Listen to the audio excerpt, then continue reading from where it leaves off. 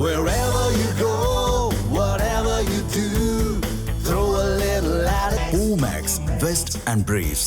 மேற்காசியாவில் பதற்றம் தொடர்ந்து அதிகரித்து வரும் நிலையில் அணு ஆயுத திட்டங்களை சுற்றியுள்ள பாதுகாப்பு கவலைகள் மீண்டும் உலகின் கவனத்தை ஈர்த்துள்ளன. இந்த சூழலில் அமெரிக்கா மற்றும் ஈரான் இடையிலான மோதலும் புதிய கட்டத்தை எட்டியுள்ளது. இந்த நிலையில் அமெரிக்க அதிபர் டொனால்ட் ட்ரம்ப் ஈரானின் செறிவூட்டப்பட்ட யுரேனியம் கையிருப்பை கைப்பற்ற ஒரு ராணுவ நடவடிக்கையை பரிசீலித்து வருவதாக தகவல் வெளியாகியுள்ளது. இதனை அமெரிக்காவின் வால் ஸ்ட்ரீட் ஜர்னல் முதலில் செய்தியாக வெளியிட்டது.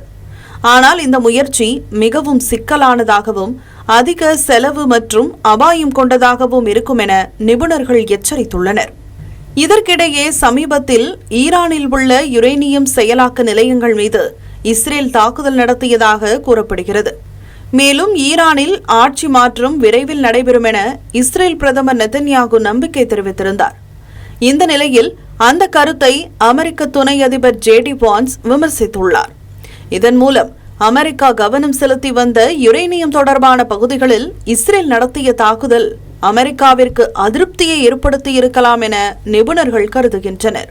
ஈரானில் 60% வரை செறிவூட்டப்பட்ட யுரேனியம் சுமார் 450 கிலோ அளவுக்கு இருப்பதாக கூறப்படுகிறது.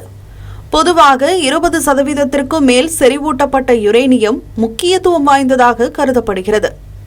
இந்நிலையில் 60% வரை செறிவூட்டப்பட்ட யுரேனியம் அணு ஆயுதத்திற்கு தேவையான 90% அளவிற்கு மிகவும் அருகில் இருப்பதாக நிபுணர்கள் மதிப்பிடுகின்றனர். இதனால் அணு ஆயுதத்தை உருவாக்கும் கால அளவு குறையக்கூடும் எனவும் அவர்கள் தெரிவிக்கின்றனர். அதே நேரத்தில் யுரேனியத்தின் இருப்பு மட்டும் அணு ஆயுதம் இருப்பதை குறிக்காது என கூறும் அவர்கள் அதை ஆயுதமாக மாற்றுவது இன்னும் சிக்கலான செயல்முறை என்றும் விளக்குகின்றனர். மற்றொருபுறம் இத்தகைய நிலையில் உள்ள யுரேனியத்தை எடுத்து செல்வது மிகவும் கடினமானதாக கருதப்படுகிறது. இது வாயு வடிவில் சிலிண்டர்களில் சேமிக்கப்பட்டிருப்பதால் அதை பாதுகாப்பாக மாற்ற பல லாரிகள், சிறப்பு உபகரணங்கள் மற்றும் பாதுகாப்பு ஏற்பாடுகள் தேவைப்படும். மேலும் அவற்றை கொண்டு செல்லும் வழிகளில் கன்னி வெடிகள் மற்றும் வெடிகுண்டுகள் போன்ற அபாயங்களும் இருக்கலாம் என கணிக்கப்படுகிறது. இது மட்டுமின்றி செறிவூட்டப்பட்ட யுரேனியத்தை கைப்பற்ற அமெரிக்க படைகள் ஈரானில் தரையிறங்கி அந்நாட்டின் வான்வழி பாதுகாப்பு அமைப்பு, ஏவுகணைகள், ட்ரோன்கள் போன்றவற்றை எதிர்கொள்ள வேண்டியிருக்கும். இது போரின் தீவிரத்தை அதிகரிக்கக்கூடும் என நிபுணர்கள் தெரிவிக்கின்றனர். மேலும் இந்த நடவடிக்கையை முடிக்க குறைந்தது ஒரு வாரமாவது எடுக்கும் என்றும் அவர்கள் கூறுகின்றனர். முன்னதாக ஈராக் போரில் அமெரிக்கா சுமார் 2.5 லட்சம் படைகளை பயன்படுத்தியது.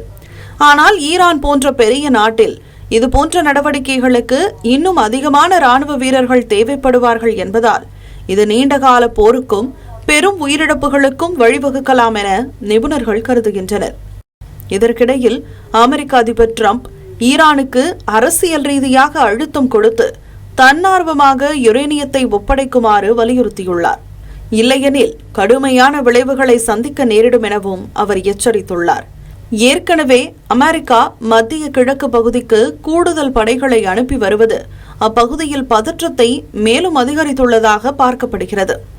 மொத்தத்தில் ஈரானின் யுரேனியம் பிரச்சினை உலகளாவிய பாதுகாப்பு கவலையாக இருந்தாலும் அதை நேரடியாக கைப்பற்றும் முயற்சி மிகப்பெரிய ராணுவ சவாலாகவும் அபாயகரமான முடிவாகவும் பார்க்கப்படுகிறது.